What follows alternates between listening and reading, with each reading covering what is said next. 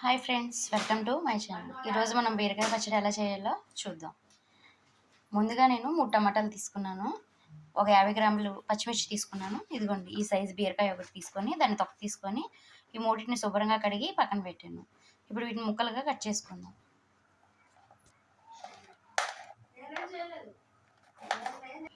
ఈ విధంగా ముక్కలుగా కట్ చేసుకుందాం అండి.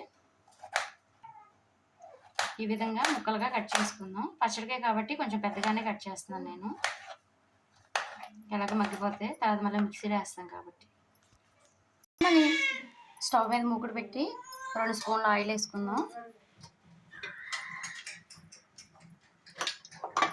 ఆయిల్ వేసి స్టవ్ ఆన్ చేసుకుందామండి.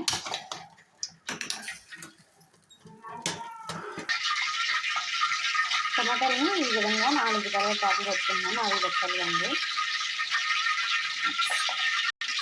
మనం కట్ చేసుకున్నాం కదండి, ముక్కలుగా కట్ చేసుకున్న వీటిని ఈ ఆయిల్లో వేసుకుందాం. వేసుకొని చక్కగా మగ్గించుకుందామండి వీటిని.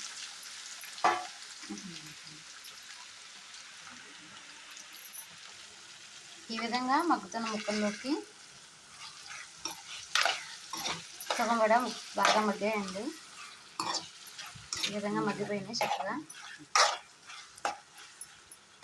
ఇంకా కొంచెం ఒక 5 మినిట్స్ అయితే చక్కగా ఇంకా మగ్గిపోతాం. దీనిలోకి ఒక చిన్న నిమ్మకాయ సైజ్ అంత చింతపండు వేయాలి. అలాగే ఒక 5-6 వెల్లుల్లి రెబ్బలు,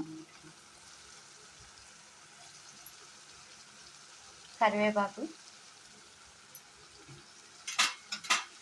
ఒక స్పూన్ ఉప్పు వేసి ఒక 2 మినిట్స్ కొంచెం అలా ఉంచి చింతపండు కొంచెం మగ్గాక స్టవ్ ఆఫ్ చేసుకొని మిక్సీ పట్టుకుందాం.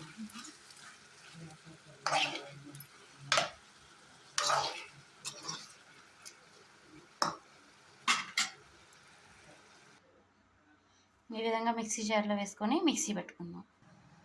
మిక్సీ పట్టుకున్న తర్వాత స్టవ్ మీద ప్యాన్ పెట్టుకొని 1 స్పూన్ ఆయిల్ వేసుకొని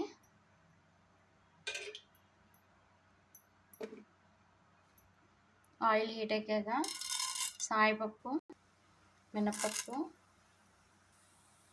ఆవాలు,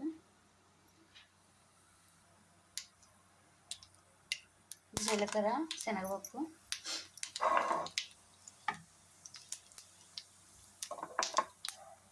వేసి దోరగా వేయించుకోవాలి. దోరగా వేగిన తర్వాత కరివేపాకు వేసుకొని కలుపుకోవాలి.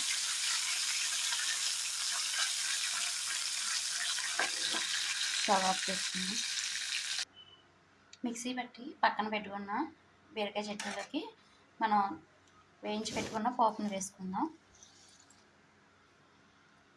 పోపును వేసుకున్నాక ఈ విధంగా ఉందండి. ఇంతే అండి బీరకాయ టమాటా పచ్చడి. మనకి ఇష్టమైతే దీనిలో కొత్తిమీర కట్ చేసి వేసుకుంటే ఇంకా బాగుంటుంది. మనం వేసుకున్నవన్నీ చక్కగా సరిపోయినాయి ఉప్పుతో సహా. చట్నీ చాలా టేస్ట్గా ఉందండి. నేను చేసిన ఈ వీడియో మీకు నచ్చినట్లయితే లైక్ చేయండి, మా ఛానల్ని సబ్స్క్రైబ్ చేయండి. Thank you to all.